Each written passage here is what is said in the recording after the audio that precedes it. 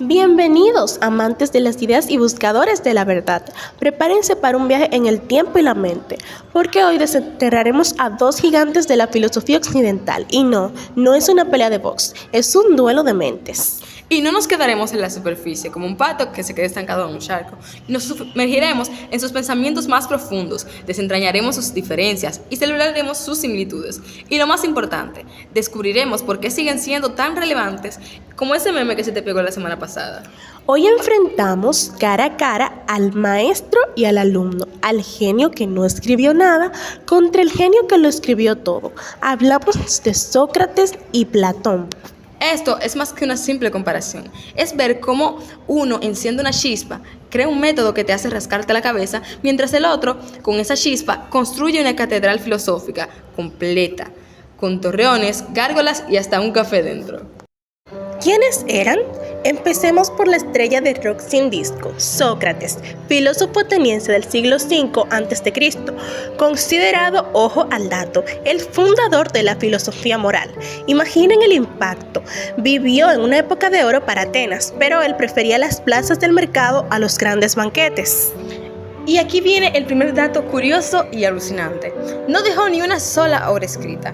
Es como si el mejor chef del mundo nunca hubiera anotado sus recetas. Todo lo que sabemos de este personaje es principalmente gracias a Platón, su alumno estrella. También a Genófanes y Aristófanes, aunque este último lo retrató más como un personaje cómico. Su filosofía no era un Google Docs lleno de información que te descargabas, no, era un proceso vivo. Su misión no era dar respuestas, sino hacer preguntas. Cuestionaba todo como un niño de 4 años, pero con una barba imponente y una mente brillante. Y lo hacía todo a través de su famoso método, el método socrático, la mayéutica, que viene de la palabra partera. Él se veía como una partera de ideas que creía que él debía ayudarnos a dar a luz esas ideas. Esas ideas a través del diálogo y la reflexión crítica. Es como un entrenador personal para tu cerebro. Este método tenía un objetivo clarísimo: exhibir la ignorancia para iniciar el verdadero conocimiento. No era para humillar, sino para decir: hey, ¿creías que sabías esto? Pero ¿realmente lo sabes? Es como cuando piensas que eres un experto en algo y alguien te hace una pregunta básica, te deja en blanco. Ese es el efecto Sócrates.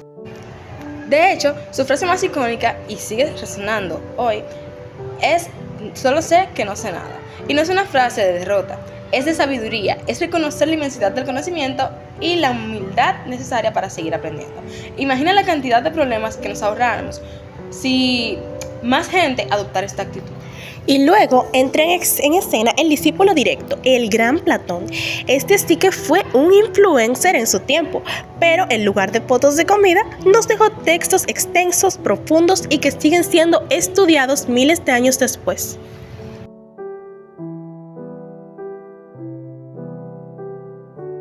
Sus escritos son una joya, están estructurados de forma de diálogo, y muchos de ellos adivinan quién es el protagonista, pues el mismísimo Sócrates. Es como si Platón llevara a su maestro en el bolsillo, haciéndole las preguntas que él le gustaría responder. Un verdadero homenaje. Además de escribir, Platón fue un emprendedor educativo. Fundó la Academia en Atenas, que es considerada la primera institución formal de educación superior del mundo occidental, la primera universidad. Imaginen los debates que se armaban ahí, mucho antes que el Wi-Fi o el café de leche de avena. Y la cadena de influencia no se detiene. Fue maestro de Aristóteles. Es como si Sócrates le pasara la antorcha a Platón y Platón a Aristóteles. 3 generaciones de genios que moldearon el pensamiento occidental. Es como una herencia, y lo demás son tonterías. ¿En qué se diferenciaban estos dos cerebritos? Porque aunque alumno y maestro, tenían sus propias movidas filosóficas. Métodos versus sistema filosófico. La primera gran brecha es el enfoque. Sócrates era un tipo que decía: no te doy el pescado, te enseño a pescar. Él no ofrecía teorías estructuradas, manuales de instrucciones o filosofía para dummies. Su interés radicaba puramente en el proceso de pensar, en el viaje de la indagación, no en llegar a un destino con respuestas finales y cerradas. Era el eterno preguntón, el que te hacía cuestionar hasta por qué el cielo es azul. Platón, en cambio, dijo: Vale, maestro, me has enseñado a pescar. Ahora voy a construir un acuario gigante con diferentes ecosistemas. Él sí construyó un sistema filosófico completo, una arquitectura del pensamiento. Su obra abarca desde la teoría del conocimiento, que es la epistemología, hasta la metafísica, que es la realidad, la ética, que es cómo debemos vivir, y la política, cómo debemos organizar la sociedad. Un verdadero todoterreno intelectual. La teoría de las ideas. Y aquí viene la joya de la corona de Platón, el hit, que catapultó la fama eterna. Su teoría de las ideas o formas, si tienes que acordarte de algo de Platón, es esto. Según Platón, la realidad no es tan simple como parece. Existen dos niveles, dos mundos, como si fuera una película de ciencia ficción. Está el mundo sensible, el que percibimos con nuestros 5 sentidos, lo que vemos, tocamos, oímos, saboreamos y olemos. Este mundo es cambiante, imperfecto y efímero. Piensa en una flor, hoy es hermosa y mañana se marchita. Pero luego, y aquí viene lo gordo, está el mundo inteligible, un reino invisible, eterno e inmutable, donde residen las ideas perfectas. La idea de la belleza, la idea de la justicia, la idea de hombre. Son como moldes originales, las esencias puras. Por ejemplo, cuando decimos que algo es bello, es porque participa de esa idea de belleza, con mayúsculas. Todas las cosas bellas que vemos en este mundo solo son copias, a veces muy buenas, a veces no tanto, de belleza perfecta que existe en el otro mundo. Es como si todas las sillas existieran, fueran copias de la silla ideal, que está en algún lugar del cosmos. Esto implica que lo que percibimos con nuestros sentidos es solo una sombra, una copia imperfecta de una realidad superior y verdadera. Es como el famoso mito de la caverna. Estamos encadenados, viendo sombras proyectadas en la pared, creyendo que son la realidad, pero la realidad verdadera está fuera de la caverna. Sócrates, por su parte, no se metía en estos berenjenales de estos dos mundos. A él le interesaba el aquí y el ahora de la ética. Su foco estaba en definir conceptos éticos fundamentales como la justicia, la virtud o el bien en este mundo que habitamos. ¿Qué es ser justo? ¿Cómo ser una buena persona? Esas eran sus preguntas. No estaba construyendo una metafísica compleja. Ahora estaremos hablando de la ética y conocimiento. Aquí hay un punto de conexión, pero también de ampliación. Para Sócrates, conocimiento y virtud son dos caras de la misma moneda. Si conoces el bien, actúas bien. Es así de simple para él. Él sostenía que nadie hace el mal sabiendo que está haciendo mal. Si alguien actúa mal es por ignorancia, porque no conoce lo que es verdaderamente bueno. Es una visión optimista de la humanidad. El mal no es intencional, es un error de cálculo moral. Es como si alguien se tropezara en la oscuridad, no es que quisiera caerse. Platón retoma esta idea, pero le da una vuelta de tuerca, la complejiza. Él introduce una visión más rica y detallada del alma humana. Para Platón, el alma tiene 3 partes, como si fuera un equipo de fútbol interno: la parte racional, la cabeza, la razón; la parte irracional, el pecho, las emociones nobles como el honor y la ira; y la parte apetitiva, el vientre y los deseos pasionales, básicos como el hambre y el sexo. Y plantea que la justicia en el individuo ocurre cuando estas 3 partes están en armonía, cuando cada una cumple su función bajo el liderazgo de la razón. Es como una orquesta bien afinada. La razón es el director, la parte irascible ayuda a ejecutar la partitura y la apetitiva pues intenta no desafinar demasiado. Ahora hablaremos de la política. En el ámbito político también tenemos diferencias importantes. Platón era un urbanista político, desarrolló una propuesta clarísima en su obra maestra, La República. Allí propone que los gobernantes ideales deben ser los filósofos. ¿Por qué? Porque son ellos quienes a través de la razón han accedido al conocimiento de las ideas, a la verdad y por lo tanto saben lo que es verdaderamente bueno y justo para la polis, un rey filósofo o un filósofo rey. Esto obviamente refleja su profunda desconfianza hacia la democracia ateniense, que había condenado a su maestro. Para Platón, dejar el gobierno en manos de la gente común sin preparación filosófica era como dejar el timón de un barco en medio de una tormenta a alguien que nunca ha navegado. Un desastre. Sócrates, en contraste, no nos dejó un manual de teoría política estructurado, no dijo cómo debía ser el gobierno ideal. Pero su vida y su trágico final sí que nos demuestran la relación política con la sociedad ateniense de su tiempo. Su juicio y condena a muerte son un testimonio de sus posturas desafiantes y su negativa a conformarse con las verdades establecidas. Él era la mosca que picaba el caballo, incomodando para despertar. Ahora hablaremos de las principales similitudes entre estos dos filósofos.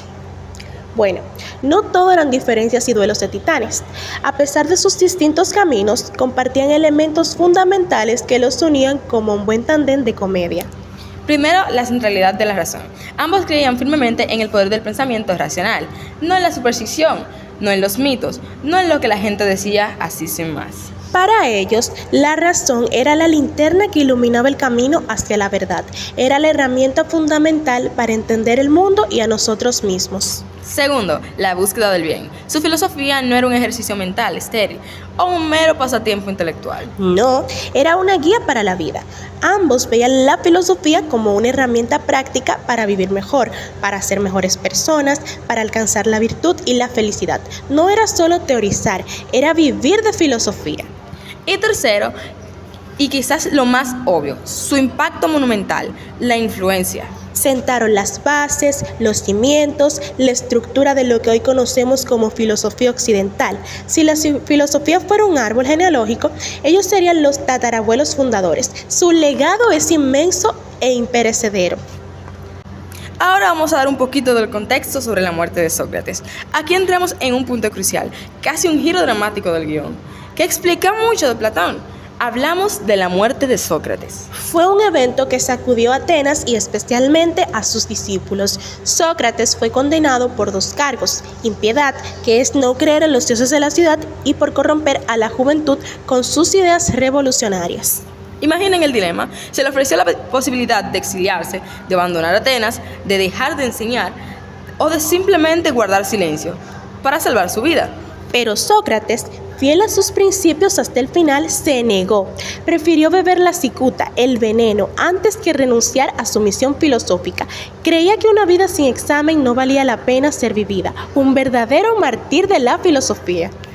Este trágico evento, esta injusticia que sufrió su maestro, impactó profundamente a un joven Platón. Fue un golpe directo a su confianza en la democracia ateniense y en la capacidad de la sociedad para reconocer la verdad y la virtud. Y esto explica en gran parte por qué Platón dedicó tanto esfuerzo a buscar un sistema político ideal, donde tragedias como la de Sócrates no volvieran a ocurrir. Quería un mundo gobernado por la razón y la sabiduría, no por la ignorancia y la pasión de la multitud. Hay que preguntarnos quién fue mejor entre Sócrates y Platón, que sería como preguntar quién es mejor entre Batman y Robin, que todos sabemos que ambos son geniales en lo suyo. La clave está en entender cómo se complementan. Sócrates, con su método de preguntas incisivas, es el inicio del pensamiento crítico. Es el que te empuja a salir de tu zona de confort intelectual, a dudar de lo establecido y a buscar la verdad dentro de ti. Y Platón, con su vasto sistema, es el que toma esas preguntas, esas dudas y construye a partir de ellas un marco comprensivo para entender la realidad, la ética y la política. Es el que organiza las ideas en un gran edificio conceptual. Uno cuestiona las ideas, te hace pensar, y el otro construye teorías a partir de esas preguntas, dándoles forma y estructura. Son como el porqué y el qué de la filosofía. Y todo esto nos deja con una reflexión súper actual, en pleno siglo XXI, en un mundo donde la información nos inunda, donde los algoritmos deciden qué vemos y qué no. ¿Estamos realmente cuestionando lo que sabemos? ¿Estamos aplicando el método socrático a nuestro día a día? ¿O simplemente estamos aceptando lo que nos llega sin filtros como si fuera una verdad absoluta? Esa es la verdadera pregunta. Y muchas gracias por acompañarnos en este fascinante viaje por las mentes de Sócrates y Platón. Esperemos que este análisis te haya iluminado y te haya dado ganas de seguir cuestionando, pensando y filosofando. Hasta la próxima, intrépidos pensadores. Hasta la próxima. Every night, I we paradise.